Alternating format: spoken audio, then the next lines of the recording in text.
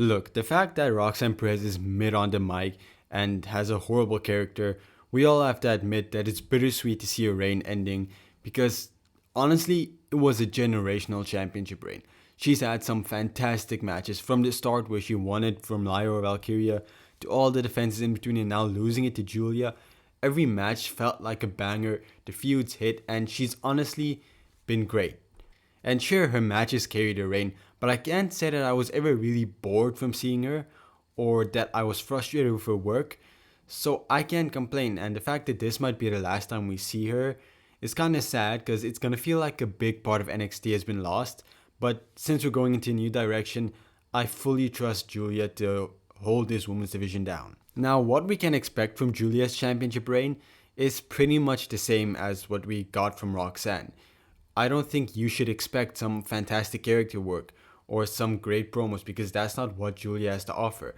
So, going into this reign, we should all just keep in mind that what we should be most excited for is the insane matches she's gonna have. And yeah, I hope she improves a lot on the mic. She learns some English, she gets over with the crowd through her mic work, and she gets an amazing character besides what she currently has now.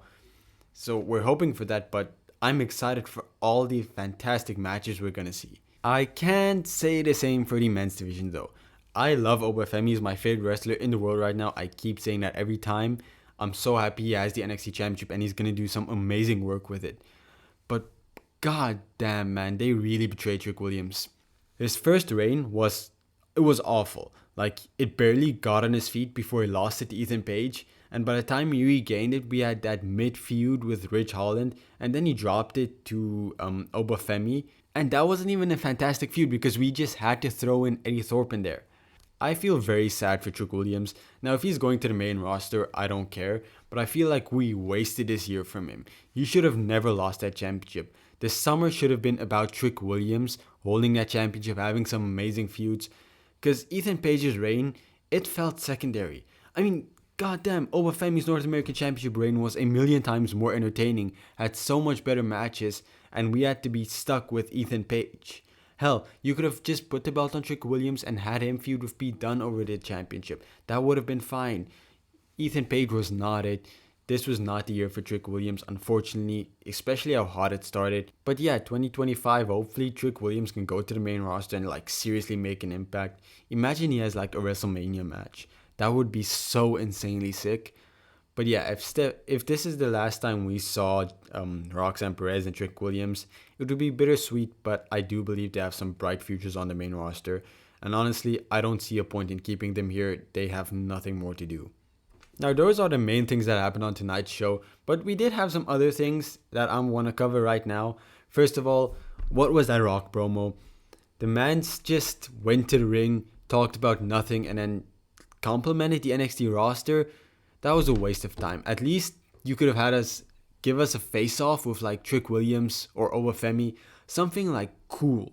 But instead, he just went out there, he yapped about Monday Night Raw on Netflix, yapped about some NXT stuff, said, I know how everyone here in NXT feels. I was a rookie too. Like, no, dude, I don't care. Get out of my screen. Like, I like seeing The Rock. I like seeing these wrestlers. I know everybody booed Hulk Hogan. I know he did some terrible things, but sometimes I just like seeing these legends. Now, Hulk Hogan wasn't it on Raw, and this definitely wasn't it. If you did something with The Rock, it should have been cool, some like a face-off, like a major announcement. Instead, he had a backstage face-off with Ethan Page, and then, like I said, came to the ring with a nothing promo. Well, at least before he did the promo, he told us like he doesn't know what to say, and like, should have expected this, but like, yeah. But hey, The Rock appearing on NXT did help NXT somewhat because it just once again proved the women's division on NXT is so much better than everything else in the world. So we had this amazing Fatal 4-Way match, Stephanie Vaquer versus Lola Vice versus Kalani Jordan versus Cora Jade. The winner goes on to face Fallon Henley for the NXT North American Championship. And Stephanie Vaquer win. I'm so happy with this decision.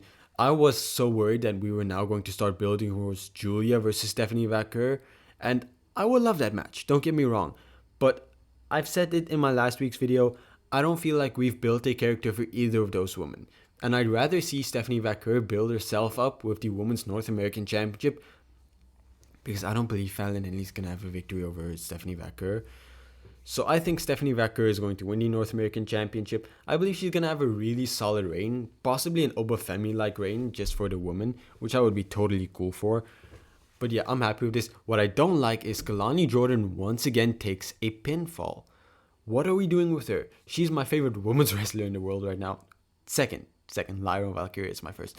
Regardless, she keeps taking pins. Ever since she's lost the Women's North American Championship, man, what are they doing with her? She takes all the pins in all the matches she's in. Now, if this is leading to like a heel turn, sure, but I don't see that as the direction they're going. They're not teasing it, at least not properly. If they are, I don't really see it.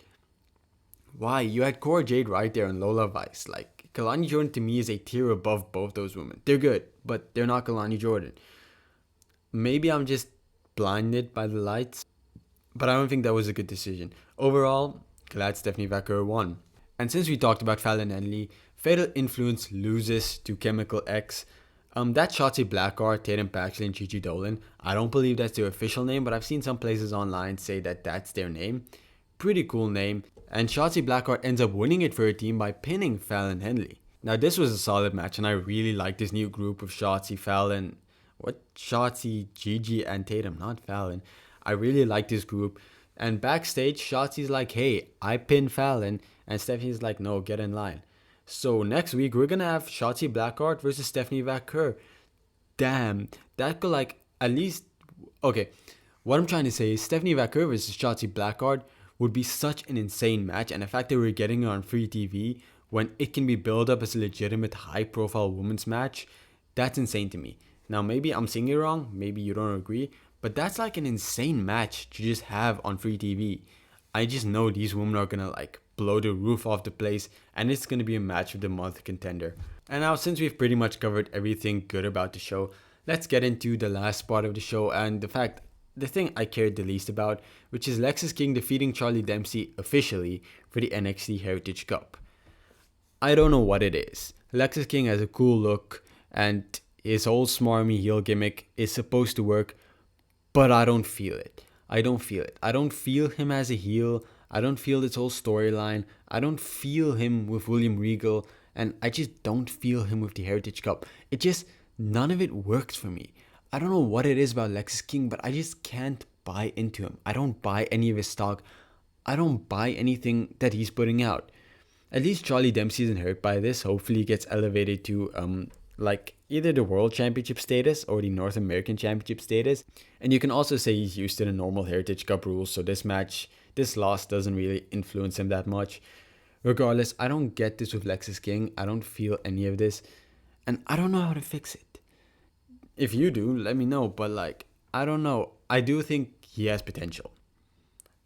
But right now, what they're doing with him, what they have been doing with him for the last year, none of it is piquing my interest, and I genuinely think it's going to start being a turn-off on NXT for me. And that was NXT New Year's Evil. If I had to give the show a rating, I always do at the end of these videos, I give the show a rating, I'd give it a pretty solid 9 out of 10. Everything was good. Even the Rock promo, as ridiculous as it was fine. It didn't detract from the show for me. The only thing that did was the Lexis King and Charlie Dempsey match, and that wasn't even horrible. So I think generally this show was fantastic. It was a great show, a great way to start the year. I said that about TNA, the way they started the year was fantastic. Raw started the year fantastic. SmackDown's probably going to start the year fantastic. Even AEW started the year pretty good. I can't even lie. So the fact that NXT also starts the year amazing, it gives me so much excitement for this year in wrestling. I genuinely believe that this year in wrestling, it's going to be even bigger than last year. That's not a hot take. I think many people have it. But like, yeah, this year in wrestling, it's going to be the biggest year in professional wrestling ever. And I'm glad NXT is seemingly going to be a huge part of that.